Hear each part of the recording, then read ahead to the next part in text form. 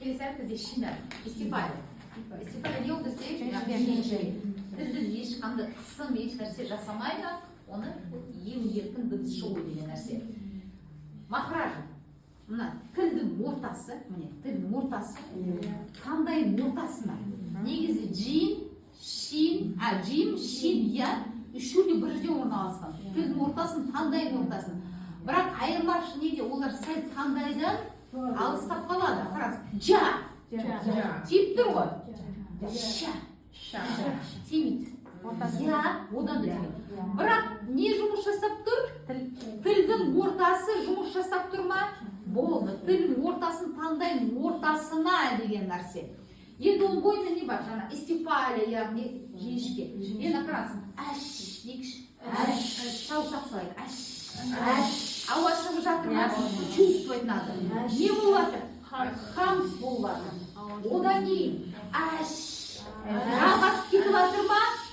Рахуа. Жалғасып кетіп жатыр. Манағы бізде тұншығу деген болды. Жалғаспайды.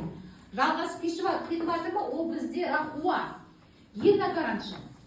Мына әш деген кезде мен екі түрін жасаймын сізге. Тыңдаңызшы. Қараңыз. Әш. Жоқ, нені тыңдаңыз жай. Әш. Ысқыру болып жатыр. Енді екіншісін. Әш. Ысқыру жоқ. Не болды? Шашырау болды. Шашырау болып жатыр. Тафаши шашырау. Әш. Уәшшәмсі. Қате. Уәшшәмсі. Сол үшін не істейміз? Шашырау, тафаши ол шашырау. Үстіңгі әрі астыңғы күректістері бар ғой, соларға шашырайды. Ана, жаңсып. Жаңсып, шашады ол. Сол сияқты. Жазғаныз, тафаши ол шашырау деген нәрсе. Яғни үстіңгі әрі астыңғы тістерге қарай шашырау деген нәрсе. Қараңыз. Ша, ши, шу, қате. Мен ысқырып жатырмын. Болмайды. Ша, ши, шу. Енді сізге лайфқа айтам, мен қалай, неге ол қателік болды, мен де кезінде уәшшәмс деп қойдым, ысқырып.